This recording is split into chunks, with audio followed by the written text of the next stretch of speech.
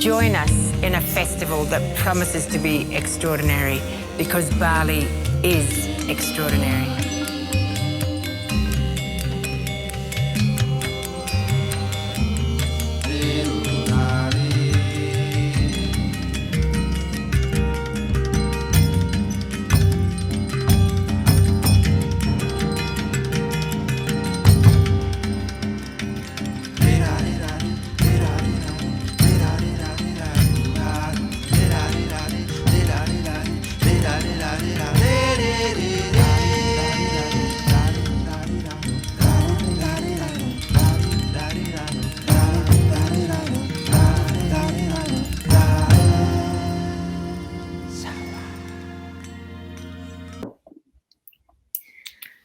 Hello everyone, and welcome to this year's Ubud Writers and Readers Festival. This year, the festival returns with the theme Mulai, dari, self-reflection, which is drawn from a Balinese Hindu philosophy. From the 8th to the 17th of October, we will be exploring the meaning of self-reflection, cultural introspection, and human rights, examining who we are, what unites and divides us, and what drives our actions. My name is Clover Hogan. I am a 22-year-old climate activist and the founding executive director of Force of Nature. We are a youth nonprofit mobilizing mindsets for climate action. Today, I have the absolute pleasure and privilege of being joined by Mya-Rose Craig for today's session, which is We Have a Dream. Now, Mya-Rose is a 19-year-old birder and conservationist, an environmental campaigner, and she has already been awarded an honorary degree at just 19 and has recently published her very own book. So today I welcome Mya-Rose for our conversation. Hi. Hello, thank you so much for joining us. How are you feeling today? I'm good, yeah. How are you? I'm doing well, and super excited for today's conversation and to hear more about your book, more about your work, and all of the exciting things that you're diving into at the moment. But first up, I'd love to hear, what was your catalyst for the book, Mya-Rose? I mean, immediately, I just find that really hard to answer, just because I've been doing environmental activism and climate change activism for like 8 years now. I started when I was 11. And so I've always been very much in those spaces, but I always have a very different perspective from a lot of the people I talk to about a lot of environmental issues, just because my family, or half my family, is from Bangladesh, and I'm very aware of, you know, the day-to-day really difficult effects of climate change, which I think people in the West aren't very aware of, or at least feel very distant. And so I've become, I guess, a bit of an advocate for people from the global South who, like I said, are dealing with these issues day to day. And the more time I spent in sort of these climate change or environmental circles, the more I noticed that it was this handful of like white Western activists who are getting media platformed over and over again. And I knew there were so many other amazing people out there from all over the world, from lots of different perspectives. But it was a real struggle to find any of them. So in the end, I decided that I was going to track some of these people down, and I was going to bring them together in a book and give them that opportunity to amplify their voices, which I'm so glad I did, because I met so many cool people. That's brilliant. And how did you go about finding these incredible young activists who are very much on the front lines doing the work? It's funny, because when I started the book, I thought it would be really easy, which was so naive, I guess. Like I had a big spreadsheet of people and I was like tracking them all down, but there were just various things that became difficult, and I made it more difficult because I had a certain set of requirements as well, like the fact I wanted it to be 50-50 on gender, or the fact that I wanted people from, 6 different continents from all over the world. So really quickly, that really big list that I'd started with got whittled down. So I spent about 6 months tracking people down in the end, and it ended up very much just being very grassroots almost, I suppose, like me knowing someone who knew someone who happened to know someone who would be great for the book. But even though that was really difficult and it took a lot of time, like I said, I do think it was really worth it because I found some amazing people, you know, really doing stuff on the ground who really were on the front lines. And yeah, they all had really interesting things to say because of that perspective. So, and because for a lot of them, they didn't really have that connection to Western media and Western narratives around environmental issues. So yeah, it was hard, but it was worth it. And if we look at the kind of mainstream climate narrative today, you know, so much of it is still defined by polar bears and solar panels. And often the very real human stories, human impacts, you know, human plight are kind of left out of that climate conversation. So from your view and over the course of, you know, your activism since the age of 11 and also writing this book, why is it, do you think, that climate justice and social justice have become so kind of divorced in our minds and really spoken about as two separate issues?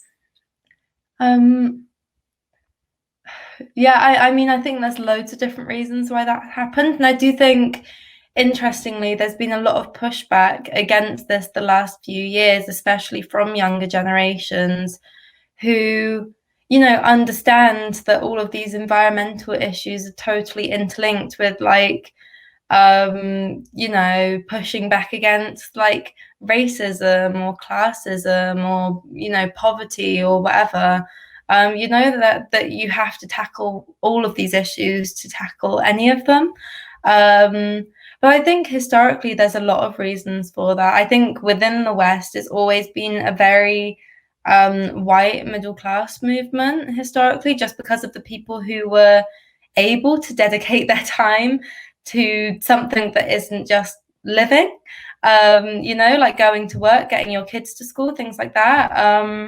And so I think that shaped the way that, you know, narratives formed in the first place. But I think also it's very cyclical because we don't really hear, for the most part, from activists in the global South. People don't know about their perspectives. They don't know where they're coming on issues. And so there's this real lack of awareness of why we should even be pushing for that in the first place, which I think is so important. And, you know, a lot of these issues, I think we talk about them in terms of diversity for the sake of diversity, which I think is really important. But the way that we're tackling environmental issues at the moment is, like you said, so separate from people and their everyday experiences. You know, I'm trying to think of an example, like in terms of fast fashion, just because Bangladesh is one of the, you know, garment industry capitals of the world. You know, the way in the West that we talk about fast fashion is always just, we need to abolish it, we need to get rid of it, we need to boycott it. But no one ever talks about the people on the other end of it, you know, the hundreds of thousands of women who rely on it to support themselves. And so I think really what we're pushing for is a sustainable way of solving environmental issues while, you know, paying attention to people's experiences and helping and supporting the people involved. Absolutely. And talking to, you know, some of those frontline voices, what were some of the things that you learned personally over the course of writing this book? I learned so much. It was really interesting, actually. And there were some people I spoke to who so clearly just wanted someone to speak to, if that makes sense, because there, you know, a good handful of them had literally never really been interviewed or anything before, and they had so much to say. You know, so lots of them were just talking about their own experiences in terms of dealing with environmental issues. You know, I was talking to people who were dealing with deforestation or sea levels rising or their local coral reefs bleaching or drought and losing their crop, you know, various things. But I think a lot of them came from very different places than me in terms of environmental issues. And I think that was what I found really interesting. So something that is very important to me is Indigenous people's rights, especially in terms of environmentalism, just because I think a lot of people in the West don't realize how modern day conservation environmentalism is sort of being used as a form of modern day colonialism. It's stealing land from people under the guise of helping the planet. And so for a lot of Indigenous people, they don't really see themselves aligned with this international environmental movement, despite, like I said, being on the real front lines of a lot of these issues and being the people standing between destruction and protection.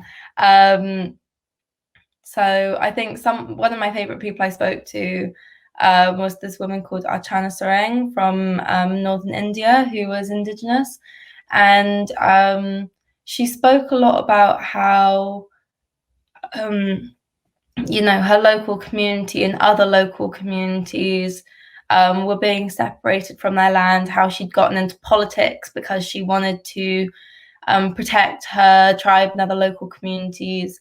But, it wasn't all on the defensive. What I found really interesting was her talking about how they'd been doing various very sustainable things for up to hundreds of years that were the perfect sustainable solutions to various issues that we're trying to solve at the moment. They had technology and ideas that she wanted to share on a wider scale, all across India. But yeah, there were lots of things, and there are 30 people. I'm not going to go through all of them, so buy the book, I guess. Well, we'll have to read the book for that. But no, it's really, really fascinating, and I think you touch on a really great point there as well, which is that often when we do begin to talk about the role of climate justice or platforming frontline voices, it can be through the lens of these frontline communities being the worst affected by the climate crisis, which is absolutely true. Mm-hmm. We often lack the nuance and the appreciation of how these frontline communities have also developed ingenious solutions to the climate crisis. They've been having to face the impacts of climate adaptation and environmental racism for many, many decades. And so rather than just highlighting the kind of victim narrative, it's really important that we go to those voices to understand, well, how can we actually do things differently? What are those grassroots solutions that already exist? And I think, it's incredible that you've managed to pull together these voices into a book. But what I've seen, participating in previous COP conferences and, many, many climate environmental events, as you have too, is just the utter lack of youth representation, Indigenous representation, representation of frontline communities. And so to the people who are in those governing positions of power or who are choosing, which voices are platformed, what would your call to action be to them to ensure that we are hearing from the voices that are important and that are going to both wake us up to the crisis, but also guide us toward some of these solutions that already exist today? Yeah, so I was writing We Have a Dream last summer, and one of the reasons that it felt really urgent personally was because at the time COP26 was supposedly only a few months away, and it's now once again only a few months away, and it felt particularly urgent to be hearing those voices. I think events like G7 conferences in particular, but also COP26, are endlessly frustrating just because you always have these dominant voices within global politics, and those are for the most part Western countries, the economic strongholds on this planet, and they are not the countries who are currently dealing with climate change and other environmental issues. And I think that totally shapes the way that we think about solving these issues and that we think about, pushing forwards. Because I think really what needs to happen is support for the countries who are currently dealing with this. I use Bangladesh as an example again. That is a country that's really struggling with climate change. It's absolutely not economically dominant compared to somewhere like the UK or America. It's dealing with flooding, massive cyclones, loss of crop, drought. But one of the reasons that it's a country that is struggling so much to cope with the effects of climate change is due to the long-lasting effects of colonization and the way that completely destabilized that area of the continent. And I think that it's really important that stuff like that is acknowledged. And I think a word that's floating around a lot these days is reparations, in lots of different forms. But I think for me, if we ever were having conversations about reparations, it wouldn't necessarily be, sending massive chunks of money around the world. It would be supporting these countries through these various issues that they're struggling with because of the West, and helping these people move forward from that. But I think as a young person in general, and this was something that was felt by various people that I was interviewing, I think, issues like climate change are endlessly frustrating, partially because I know that they could have been solved before I was ever even born. I was born in 2002, I'm 19.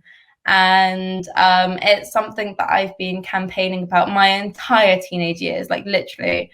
And the more I look into it, the more upsetting it is. And I think the way I prefer to frame it in these conversations is every day that climate change isn't solved, I think we should regard as an active decision from our governments, especially in the West, because they have the tools and they have the money, we have the technology.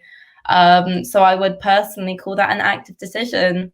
So I think if I was in a room full of politicians, I'd give them a good shouting to and say, I just want to see something from you, just anything at this point. I finally found the courage to read the Ipcc report that came out recently.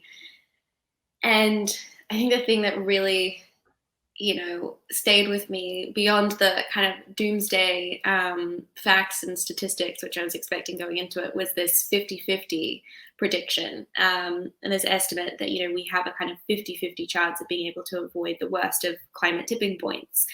And what that tells me is that we effectively have two paths before us. We have the one path of climate dystopia, of continuing to lose frontline communities, of cities underwater and empty supermarket shelves. The kind of future that really isn't even worth imagining or giving much thought to. And the alternative, which is, we do everything in our power to create the world that we know is possible, to, transform our economies, to transform the food industry, fashion, etc. But as you said, inaction really is a vote for that first scenario. Inaction is a choice for that climate dystopia. Now, when I was 11, I was growing up in Australia's tropical North Queensland, and I was fishing frogs out of the toilet and dodging snakes that hung from the ceiling.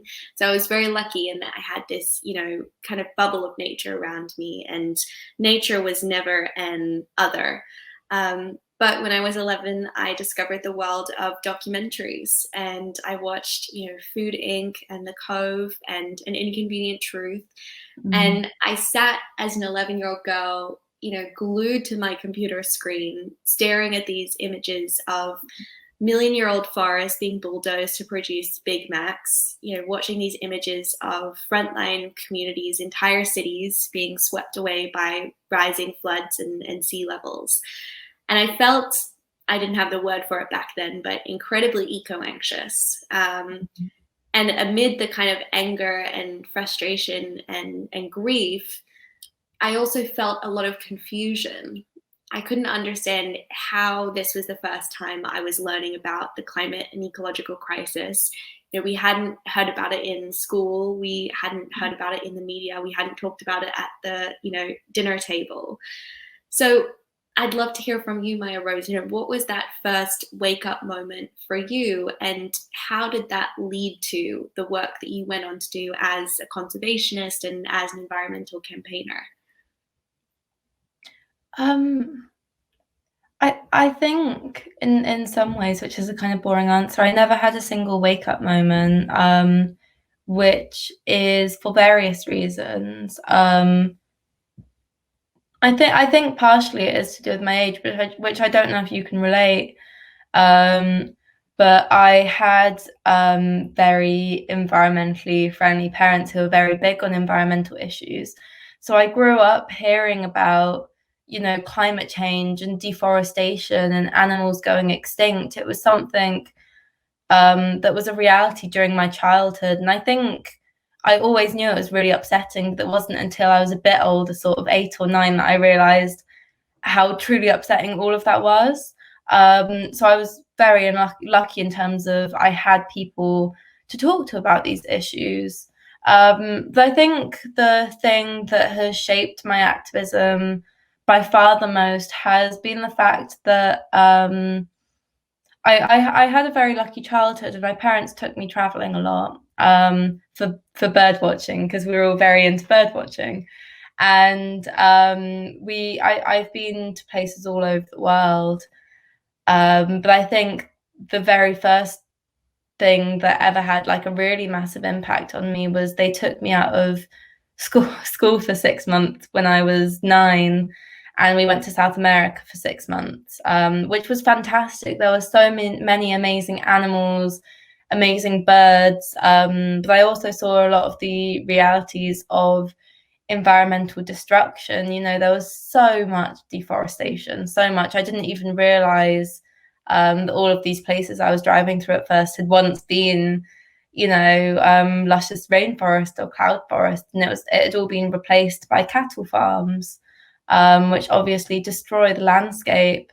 But something else that also I think had a really big impact on me is that we stayed at various places and worked with various people that were from Indigenous communities or had been set up by Indigenous communities.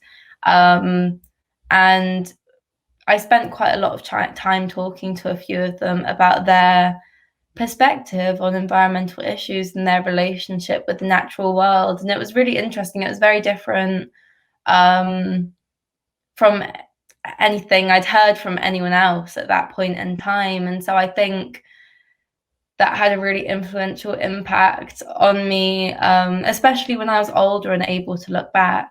And I think every place I've been to since has shaped that a little bit more. Where in Indonesia in particular, I remember something that really, really shocked me at the time was all the palm oil plantations. As I drove through, I remember driving for like 5 or 6 hours at a time, going through, deforested palm oil plantations where nothing lived. And I found that really shocking at the time. But I think the interesting thing is that all of that has also made me think a bit more about environmental issues a bit closer to home in terms of the UK. I think until I traveled, I never realized how shocking things were in the place where I lived. Like, I'd never noticed, because that's how it always was. But the state of our biodiversity is terrible. We're running out of animals and green space and habitat. But anyway, sorry, long story short, when I was 11, I set up a blog for various reasons, and very quickly I was using that as a tool for campaigning. And then very quickly I became an environmental activist, and the rest is history, really.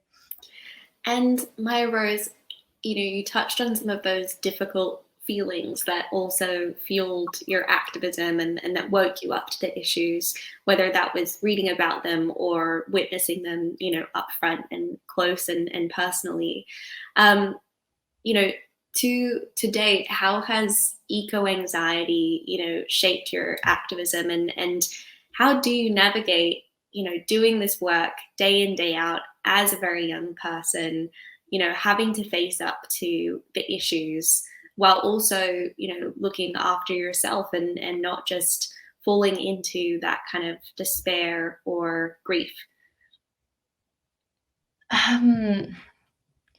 I think eco-anxiety actually used to be a much bigger problem for me and is less so now, and I'm not 100% sure why. So I used to get really, really anxious about the state of the world, the state of the planet, like my future, if I was going to have a planet to live on. And I remember being like very angsty and nihilistic about it when I was a teenager, because I felt like the world was ending. The world kind of is ending. And it's a lot. Like, there have been some really shocking studies recently showing that, like, between a certain age range, 4 out of 5 kids are dealing with eco-anxiety. I know children who are like waking up in the night sobbing because they literally can't, they're so young and they can't mentally cope with the state of the planet that they're living on. I think eco-anxiety is something that people don't realize how big of a deal it actually is. But for me personally, yeah, I was very sort of stressed about it all when I was younger, and it was really upset. And I think a lot of my activism originally came from a place of pure like wanting to survive and wanting a future, and like I said, feeling like the world was ending. And I think as I've gotten older, I don't know, maybe I just think about it less, but I feel less anxious about these things, which is totally paradoxical because I feel way less optimistic about the state of the future, to be honest. But I guess knowing that there's a possibility that we can do the right thing, we just need to do it, is really important. Knowing the path for the future that we could take, like you said, we've got 2 paths in front of us. But yeah, I think in general as a wider issue, I think activist mental health is something that needs to be talked about a lot more. I know so many young people that have like given literally everything to a movement and then completely burnt themselves out and just have never returned, and it's been years. So I think to really create a sustainable movement, we need to talk about these things and we need to figure out how to tackle them. Absolutely. And we do a lot of research around eco-anxiety at Force of Nature. When I was 16, I had just left COP21. And up until that point, all of my activism had been very much grassroots. After moving to Indonesia at 13, like you said, I was, confronted with, issues like palm oil, and for 3 months of the year, the sky just turning this sickly orange color from all of the forest that was being burnt. And so going to COP, it was my first time kind of engaging with these, big decision makers and the very people who, we as a culture had kind of entrusted to, safeguard our future, to, respond to the climate crisis. And I went in with this really kind of starry-eyed optimism that all of these leaders would kind of come around the same table and maybe not hold hands and sing Kumbaya, but, really, really take the urgent, immediate action that was needed. And instead, I went to something called the Sustainable Innovation Forum, and it was sponsored by the likes of Coca-Cola and BMW and Shell. It was my first true experience of greenwashing on, an epic scale. And I remember thinking, I was like, this is like going to, a conference on lung cancer sponsored by Philip Morris. And I felt so disillusioned, and I'd experienced the anxiety and the frustration and anger and, that whole soup of feelings, but I'd never before felt so powerless. And it was when I went, back to school at a place called the Green School in Bali, where I was having a conversation with one of my teachers in an environmental studies class. And he introduced me to this word. He said this word, ecophobia. It was coined by a psychologist, David Sabel, in 1996, and it refers to the feeling of powerlessness in the face of cataclysmic environmental change. And that was a huge aha moment for me because, for one, I felt a little bit more normal. I'm like, okay, this thing that I'm feeling actually exists. It's out there. I'm not the only one experiencing it. And for me, that was a moment of, kind of like you said earlier, we've had the technology and the resources and the solutions for the climate crisis for, decades before either of us were born.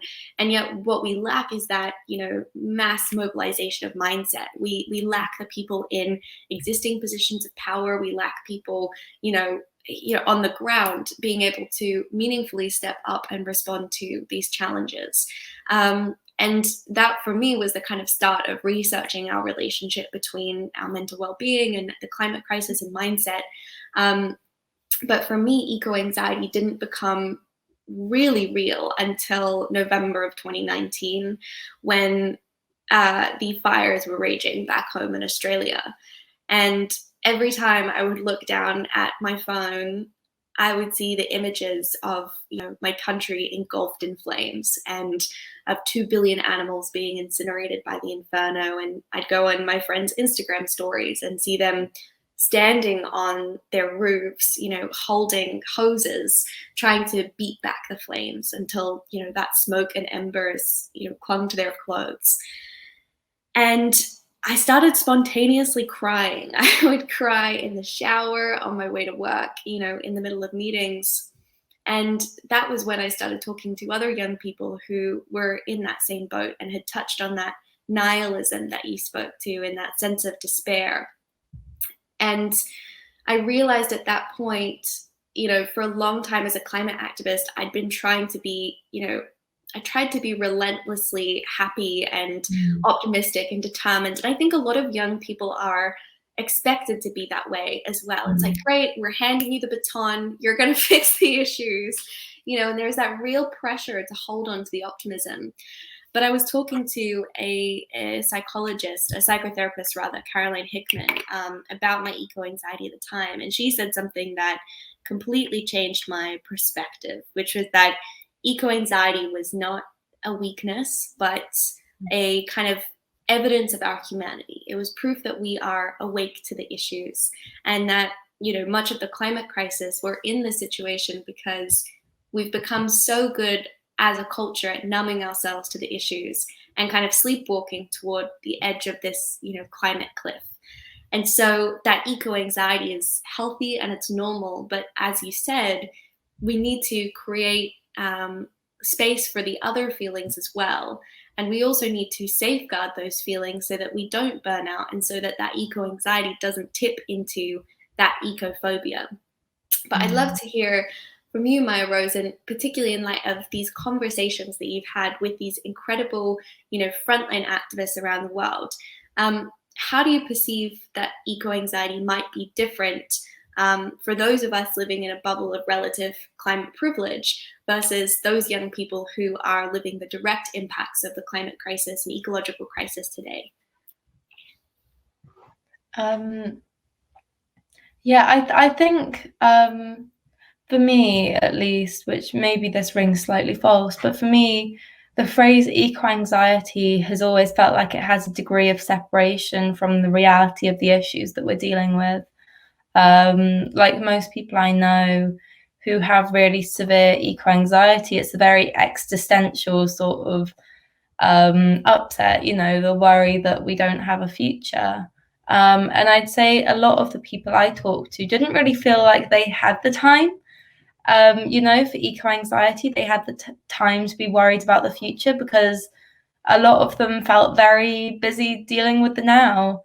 And I think it's interesting you mentioned about young activists in particular, because I've always thought it was really cool, so many young people getting really involved, because for the majority of the time I was doing stuff, I didn't really know any other young people who are involved in these issues. And then suddenly, Greta Thunberg comes along, Youth Strikes for Future comes along, Youth Strikes for Climate, and suddenly there were like thousands, well, in Europe, hundreds of thousands of people my age pouring out into the streets. I thought that was it was really exciting. And it reshaped politics around climate change. But when I was writing the book, I was talking to people who were like, 8, 9 years old when they started being, they started activism. And for these people, it was, it was a very tangible threat.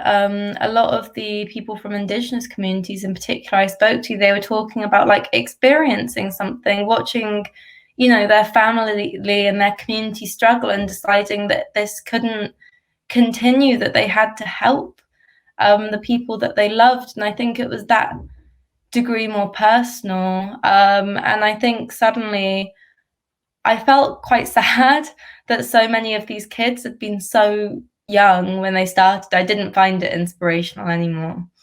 But I think in general, for a lot of them, I suppose what I'm trying to say is it wasn't this existential threat because there were like tangible things. So I was talking to people from like the Marshall Islands who were saying like, in the day it's getting too hot for us to be outside. The water levels rising, our islands are getting smaller. We're trying to do things to deal with this right now, and we're trying to do political campaigning to deal with this right now, for example. But yeah, I think in some ways, I think it was a real reality check for me, and it has been for other people who I've talked to who have read the book, actually. Because I think so much of our environmental campaigning is so detached from people and their own experiences. I think that's another reason that it was really important for me to write that. And I think could be really interesting for people to read it as well. It just, I don't know, I suddenly felt very, I suppose, very Western in terms of my perspective. Like, the way I was talking about, flooding happening in 10 years' time, or, heat waves getting worse in 15 or whatever. But yeah, I think the other thing, sorry, just quickly, is I found it really interesting you mentioning being very hopeful about like a climate change conference and then feeling very, very let down. Because I think like a really important experience for me was being like 13 when the Paris Agreement happened. I remember it was during my Christmas holidays, and I was so excited because I was too young to remember that there had been any climate change conferences before Paris. And for me as a kid, all I was seeing was our world leaders coming together and saying, we're going to do something about climate change. And I was sat there and I was like, they're going to do something about climate change. This is amazing. And then obviously they haven't. And so I think that's an experience a lot of people our age have had, is sort of just feeling totally let down by our leaders again and again. Absolutely, yeah. And I think as young people, across generations, we're kind of raised to place our trust in these institutions that we're told are there to look after us, whether that is the government, right, or business, or even the education system.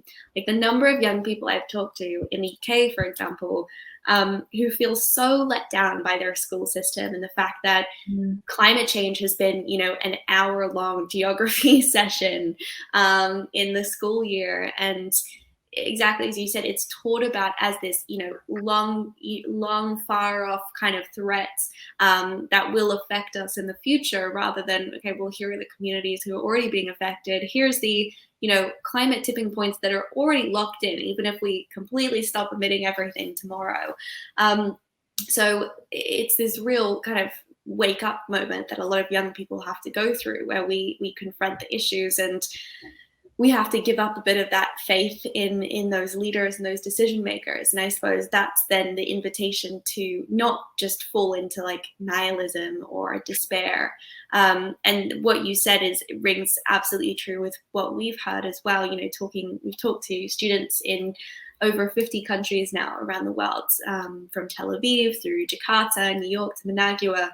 And by and large, the young people who are already experiencing climate impact say, we don't have the privilege of falling into climate doomism or climate despair, because we just need to respond and we just need to act. And equally, I think eco-anxiety experienced by, those of us in a bubble of climate privilege is a really important vehicle for waking up to the issues and beginning to connect with the lived experience of those young people who are, already on the ground and already having to kind of carry that fight with them. But one other question that I had for you, Mya-Rose, as people go out and pick up this book and read the stories of those young people on the front lines, what is one thing that you would like us to take away from reading it and from connecting to those incredible young individuals? I mean, it's kind of cheating, but I think there are a few things that I really wanted people to take away from the book. And the first one is, like, one of the reasons I made it technically for kids, or one of the reasons I made the book as it is, with the bright fonts and the big illustrations and the way it's written and stuff, is because I wanted it to be really accessible. I feel like so many of our environmental texts are so full of various terms and written for quite a high reading age and things like that, and I wanted anyone to be able to pick it up and read it and feel inspired, including children. I think the way that we talk to our children about these issues is so disempowering and so demoralizing. In my experience, at least, I think kids are always told if you're not old enough to vote, then your opinion doesn't really matter. And, our leaders definitely don't care about what you have to say. And so I felt like, getting people to read these stories of people who didn't really care if people wanted to listen to them or not. They took it upon themselves to make this world a better place. I wanted people to feel inspired by that. But I want people to feel hopeful as well. Like, we've been talking a lot about eco-anxiety and doomism and stuff like that.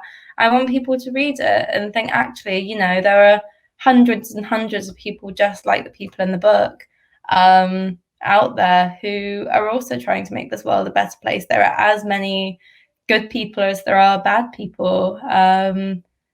And I hope that if people do feel inspired and they do feel hopeful, they'll join the movement and they'll become some of the people trying to make this world a better place.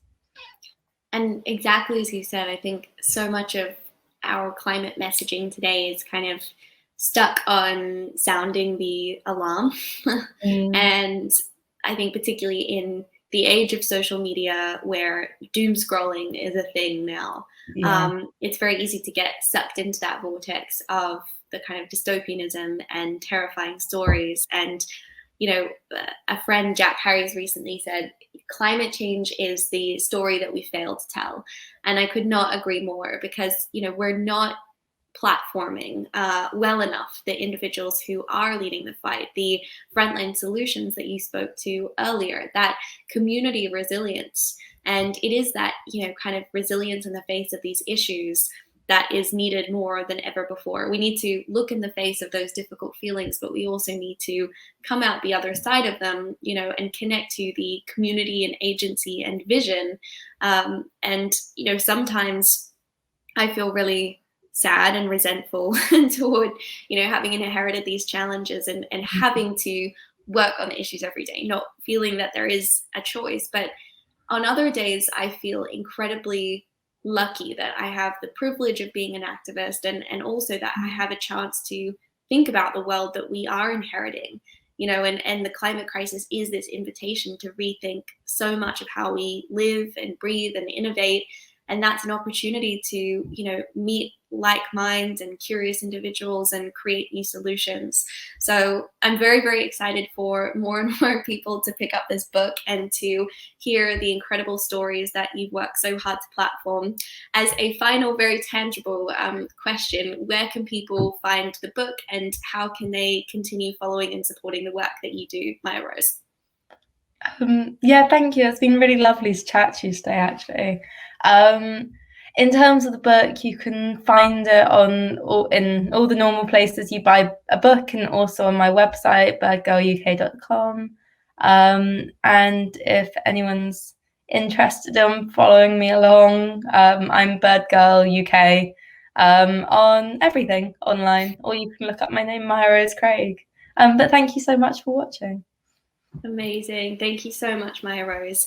And thank you everyone for supporting the Yayasan Mudra Swari Saraswati Patrons program, and to the festival's partners who made the Ubud Readers and Writers Festival possible.